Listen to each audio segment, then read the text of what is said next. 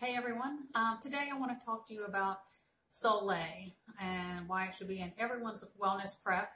Soleil is Himalayan salt with water. You make a mixture out of it. Here's one I made this morning to replenish ours. Use any jar size you want. This is a 32-ounce Old Honey jar of mine, or you can do 16-ounce, whatever you prefer. Whatever size you use, you're going to take a fourth of it, the bottom fourth, and fill it up with Himalayan salt. Now that can be the finer salt that you use like season your food with, or it can be the coarse, bigger salt, Himalayan salt though. Either way, whatever you have or prefer is just fine. And then you're going to fill the rest of it up with good filtered water or distilled water. Please do not put regular tap water in this because everything they add to the tap water is going to mess this up. And then once you get that mixture in there, you need to use a plastic lid. You cannot have metal come in contact with this mixture at all. And if you don't have plastic lids, you can do a couple layers of saran wrap and just put a rubber band on it. If you have the plastic lid, after you get it mixed up, shake it up really good. That's why this one's cloudy. And if you do have to do the saran wrap, you have to use a plastic or wooden utensil and stir that up really good. And then you're going to let it set for 24 hours. You'll notice that this will become more, transparent, and it'll have that, that Himalayan hue color to it, but you'll be able to see through it. And then you'll see a sediment on the bottom. And that's fine. Leave that there.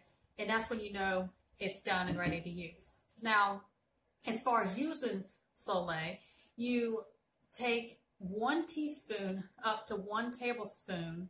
Again, it has to be like plastic that you put in there. Do not put a metal anything in there. And then you can add it to 8 ounces of water. It can be warm or cold water, whichever is fine. Some people say take it first thing in the morning, and then some people say I feel better when I take it at night.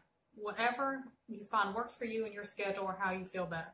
I always say start low and slow, start at a teaspoon, and you'll figure out which amount works best for you. And it depends on your size also. And this has this has 84 minerals in it. A lot of people are mineral deficient or imbalanced in some way. And if you are mineral deficient, you cannot absorb or utilize your vitamins or nutrients properly. You have to have your balanced minerals for that to happen in your body. And so this will keep forever. This doesn't go bad. It's antibacterial. It's a natural antifungicide. So you can just leave this on your counter. It's fine. It doesn't go bad. And so, and please don't ever just take Himalayan salt, write up thing, put it in water and drink it. It is not the same. It has to do with how this mixture sits and it draws the salt, the water mixture.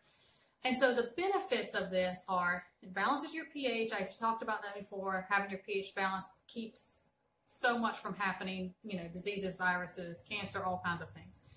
And it rids your body of heavy metals, which I've talked about that, the dangers of that, and certain things that are putting heavy metals from the new one to all the ones that have ever been in your body. It also stabilizes irregular heartbeats, because a lot of times people will have an irregular heartbeat is because they are so mineral deficient in some area. It does dissolve sediment in our bodies that can cause rheumatoid arthritis and kidney and gallstones. So that can either dissolve them or prevent that from happening. It's good for your hydration, putting those electrolytes and different minerals back in there, which just helps with muscle cramps. So whether, you need, that balanced out and replenished because you're, dehydrated from being sick, from sweating, working out, whatever, that works great for that. And that may come in handy, like you find out like what time of day works best for you taking it, depending on what your lifestyle is. Also, this is good because of the minerals for firm bones, which again is something else that helps with the prevention or help the progression of osteoporosis. And so this is just one of those things I think just needs to be in your wellness preps. I always say it is so much easier to prevent, illnesses, disease, things going on in your body than it is to try to turn around and correct, cure or fix those. And so this is something that, I always had, we keep in our house. My grandmother, of course, all her credits. It's something that she always had and did and gave us. So it's something I highly recommend, again, for your wellness preps. And if you have any questions, email me. And as always, you guys be well, God bless, and I'll see you next time.